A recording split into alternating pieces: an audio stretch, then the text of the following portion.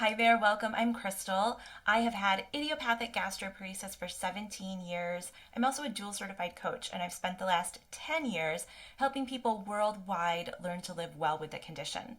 In this video, I want to simplify gastroparesis a little bit. I want to answer some of the most frequently asked questions and hopefully leave you with some peace of mind. Stay tuned.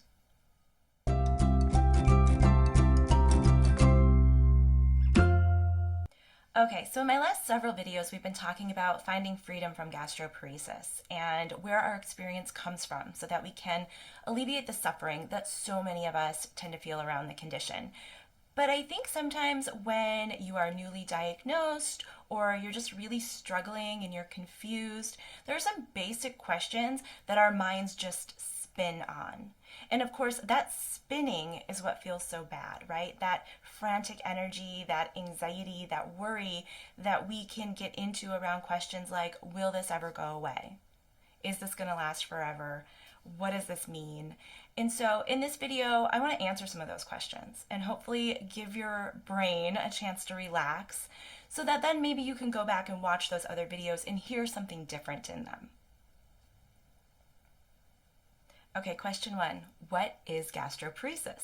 This is actually pretty simple. Gastroparesis is also called delayed gastric emptying, and it basically means a slow stomach. Gastro, stomach, paresis, slow or weak. It is not a paralyzed stomach, and I think that's really important to point out because oh my goodness, talk about sending your brain into a tailspin. Tell someone they have a paralyzed organ. In the vast majority of cases, the stomach does move. It does have function. It's just slower than would be expected. And gastroparesis is specific to the stomach, so it doesn't say anything about what's happening in the rest of your GI tract. It is possible to have similar disorders in other parts of the GI tract, but a gastroparesis diagnosis is really just about what's going on with your stomach. It's also a functional disorder. And so that means there's no structural abnormality, there's no obstruction, there's nothing that you could see by looking at the stomach that would indicate that there's a problem. It's all in the way that the stomach functions. And the issue with the function is movement, how it contracts and moves food from the stomach into the small intestine. So you may also hear it called a motility disorder, motility movement. And so you may also hear it called a functional motility disorder, a functional gastrointestinal motility disorder. These are all describing the same thing, which is basically that the stomach moves more slowly than normal.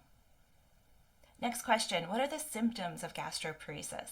Symptoms of gastroparesis actually vary pretty significantly from person to person, but they can include nausea, vomiting, heartburn, pain, abdominal pain, non-cardiac chest pain, fullness. You might hear it called early satiety. That just means you get full more quickly than normal. Poor blood glucose control, bloating, distension. Any combination of these symptoms can be present in someone who has gastroparesis. So it's really going to vary from person to person as to what having gastroparesis feels like from a physical standpoint. Next question, how is gastroparesis diagnosed? So the current gold standard, most widely available method of diagnosis is called a gastric emptying study, and preferably a 4-hour gastric emptying study. There are 90-minute studies and 2-hour studies, but those are not as accurate. So the 4-hour gastric emptying study is a really simple test. You eat a test meal that has a little bit of radioactive tracer in it, and they take scans of your stomach over the course of 4 hours to see how quickly that food empties from your stomach. If there's more than 10% remaining after 4 hours, that will be diagnosed as gastroparesis. It's important to note that a gastroparesis diagnosis doesn't indicate the severity of the delay in gastric emptying. So you can be diagnosed with gastroparesis if you have 10% remaining, and you can also be diagnosed with gastroparesis if you had 90% remaining. So the diagnosis itself tells you only that there is a delay in gastric emptying. Next question, what causes gastroparesis? So the most common known cause of gastroparesis is diabetes, either type 1 or type 2, and that'll be called diabetic gastroparesis. But most cases, I've seen estimates around 60%, are actually what's called idiopathic. And that just means unknown cause. So we don't know what the cause is in this large group of people who have gastroparesis. And probably there's a lot of different factors and causes lumped in there among what we call idiopathic gastroparesis. There are other known causes of gastroparesis. Medications can delay gastric emptying. Certainly surgeries, abdominal surgeries, reflux surgery can cause gastroparesis. Acute eating disorders like anorexia and bulimia, and underlying conditions, some connective tissue disorders, neurological conditions can also cause gastroparesis. Next question, is there a cure for gastroparesis? So you may have heard that gastroparesis is medically incurable, and that's true. There is no pill, there's no procedure that we can do to get rid of gastroparesis. But medically incurable is not the same as never goes away, never gets better. You can think of something like the common cold, which is also medically incurable, but obviously that gets better and goes away. So there are people who recover from gastroparesis after varying lengths of time. And the truth is, we really just don't know for most people what the prognosis will be, what the long-term outcome will be. And certainly that's another one of those things that can get a brain spinning right into a thought loop. The thought of, am I going to have to deal with this forever, can feel really heavy and really overwhelming. But the beauty of it is that you never have to deal with forever, right? You only have to deal with right now. That's all you ever can deal with, is this moment. And in this moment, you have gastroparesis. That says nothing about what the next moment will hold. And so the overwhelm and the frustration that can come with this thinking about forever, and is this a permanent thing, and will there ever be a cure, all of that exists in our thinking. All we ever have to actually deal with is what's happening in this moment.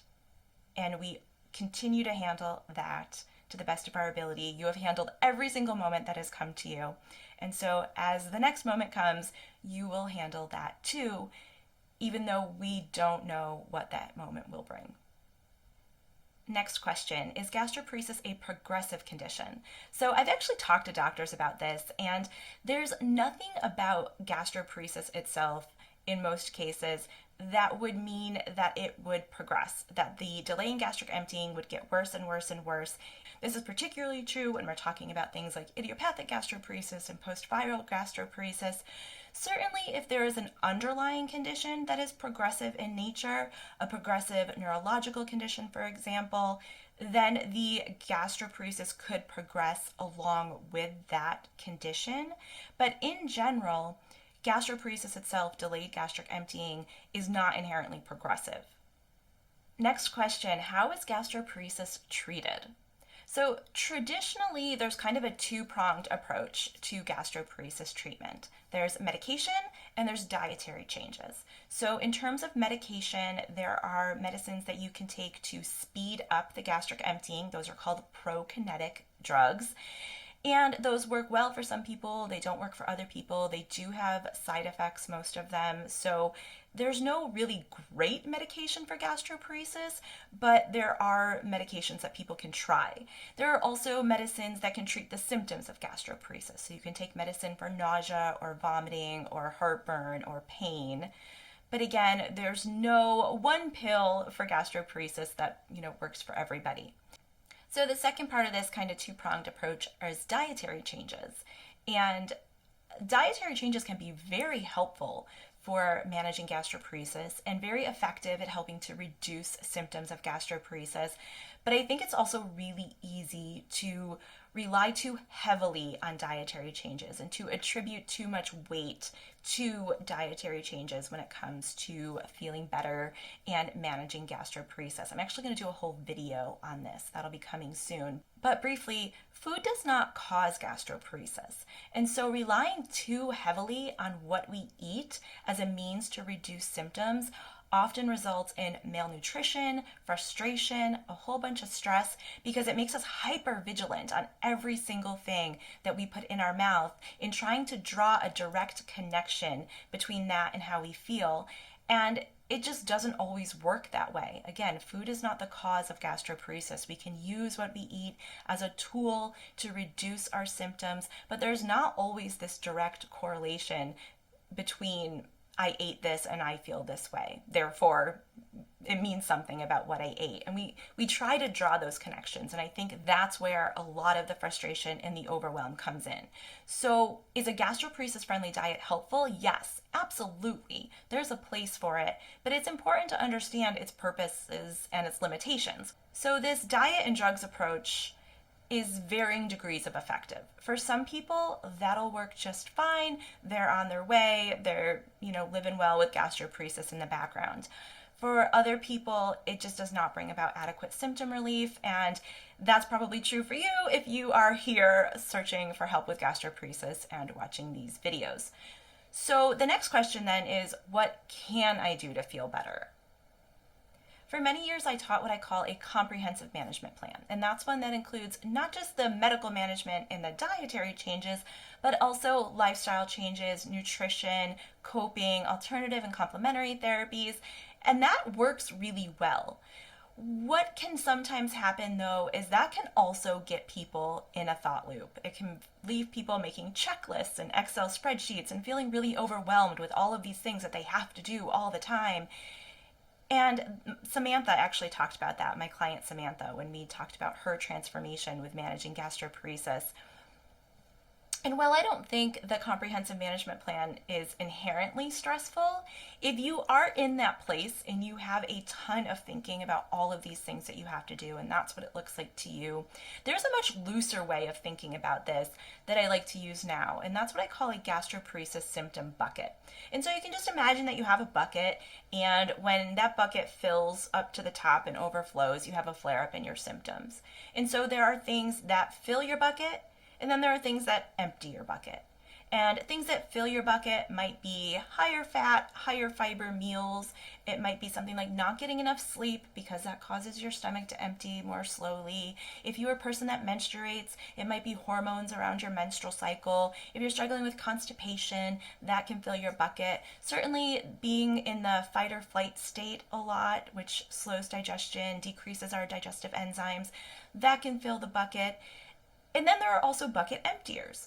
Now, nothing you eat is going to empty your bucket, so that goes back to my previous point about the gastroparesis-friendly diet. What you eat might fill your bucket more slowly, but it's not going to come in and empty your bucket. Things that might empty your bucket would be things like medication, complementary therapies.